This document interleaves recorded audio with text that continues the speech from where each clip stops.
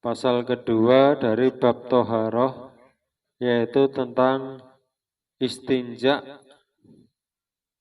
atau cebok dan tata cara ketika buang air.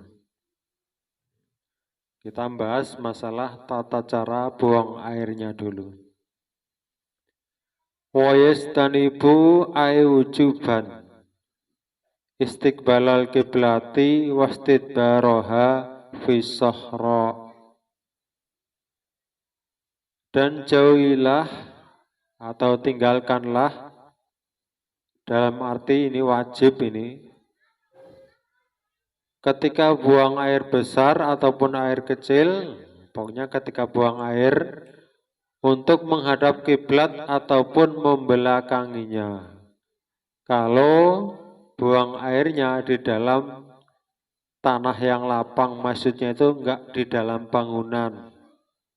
Kalau kayak zaman dulu itu kan ada kakusnya di luar rumah, yang cuma dikelilingi oleh penutup dari kain atau apa. Nah, di saat seperti itu, ketika tempatnya seperti itu, maka kita nggak boleh buang air menghadap kiblat ataupun membelakanginya. Adapun di dalam bangunan itu boleh-boleh saja. Ini wajib, ini hukumnya.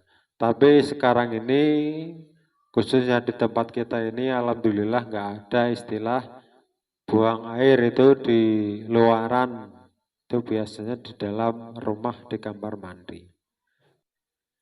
Adapun dasarnya atau dalilnya adalah An Abi Ayyub Al-Ansari anna Nabiyya sallallahu alaihi wasallam qala.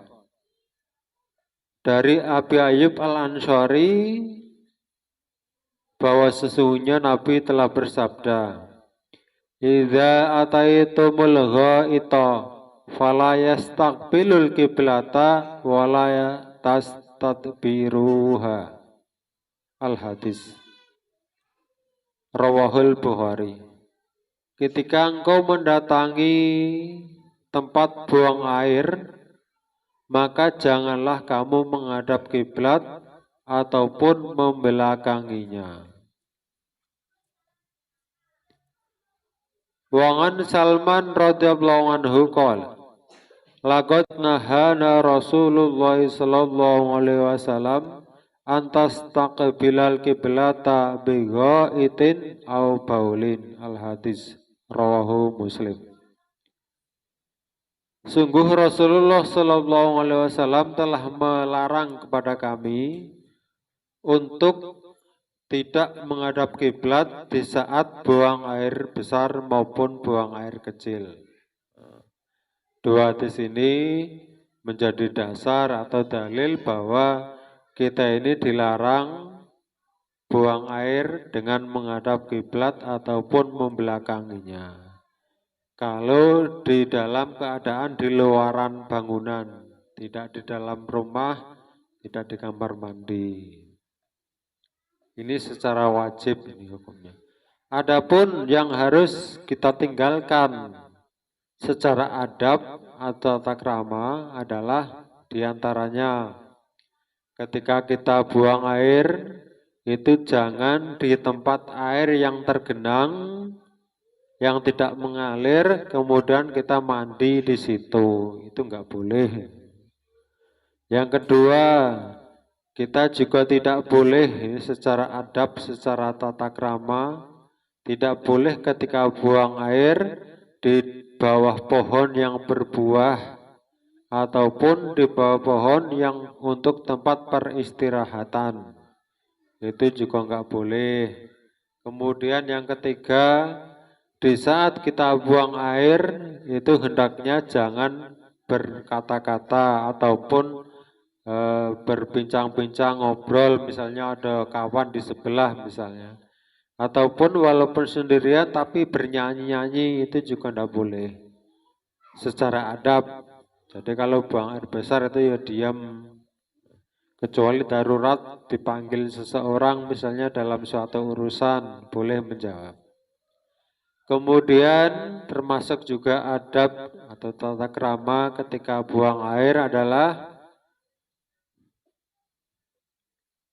jangan membasuh, maksudnya jangan bersuci dengan tangan kanan.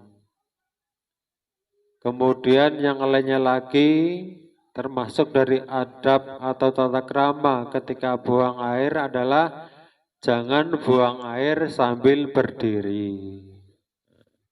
Itu secara adab atau tata krama. Kalau dikerjakan bisa jadi hukumnya makruh. Nah, tapi yang wajib cuman satu tadi, jangan menghadap kiblat atau membelakanginya. Setelah kita selesai dari buang air, sudah barang tentu kita harus beristinja. Apa artinya istinja? Cebok. Wal istinja'u wajibun minal bauli wal ghaiti. Adapun istinja itu hukumnya wajib setelah kita buang air, baik habis buang air besar maupun kecil. Kemudian yang kita gunakan untuk bersuci adalah dengan air. Dengan apa? Dengan air. Makanya sebelum kita ngaji masalah istinja, kita kemarin sudah membahas masalah macam-macam air dan hukum-hukumnya.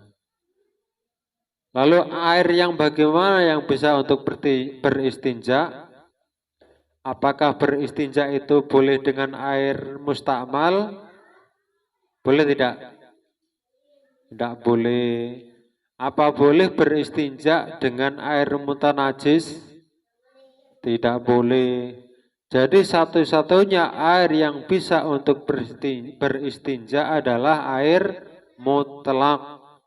Air yang tidak terjemur, tidak mustakmal, tidak mutanajis. Itu namanya air mutlak. Air yang suci dan bisa mensucikan. Jadi ini kita harus tahu terlebih dahulu masalah air. Karena air itu yang kita gunakan untuk bersuci. Masih ingat kan masalah air? Nah ini setelah kita selesai berbuang air besar ataupun air kecil, maka kita wajib hukumnya beristinja atau bersuci atau cebok. Nah, air yang boleh untuk beristinja yaitu air mutlak, air yang suci dan bisa mensucikan, yaitu air yang tidak kita jemur dengan di matahari, tidak sudah kita pakai untuk bersuci, juga tidak pernah kejatuhan najis atau mutanajis. Itu adalah air mutlak. Atau yang mudah lagi kalau kita langsung mengambil air dari air 2 kulah. Air 2 kulah itu yang kalau dalam ukuran panjangnya lebih 60 cm, lebarnya lebih 60 cm, tingginya lebih 60 cm. Itu juga air mutlak selama tidak berubah. Adapun teori, ini teori, adapun prakteknya itu ya terserah kita sendiri. Kadang-kadang kita kalau misalnya cebok di atas kloset seperti yang kita ini alami misalnya. Di saat kita menyiramkan air ke bagian bawah kita, itu biasanya air yang dari dalam kloset itu malah muncrat mengenai bagian belakang kita, bagian bawah. Nah itu kalau terus diulang-ulang ya tetap najis itu. Lalu bagaimana caranya supaya nggak najis? Itu ya terserah bagaimana kita pemahamannya.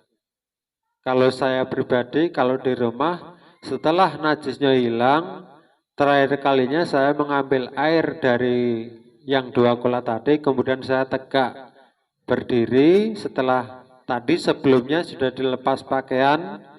Nah, pas itu disiram dari arah pinggang ke bawah sambil kita berdiri. maka itu akan terhindar dari percikan air yang muncul atau timbul dari dalam kloset tadi. Adapun Bapak-bapak, ibu-ibu, saudara-saudara semua, silakan bagaimana caranya. Yang penting setelah kita bersuci, hasilnya benar-benar suci. Dari air yang kita gunakan maupun cara kita bersuci, itu harus kita benar-benar cermati. Hingga bisa menghasilkan kita ini benar-benar bisa suci dari najis ketika buang air besar. Wallahu a'lam bishawab.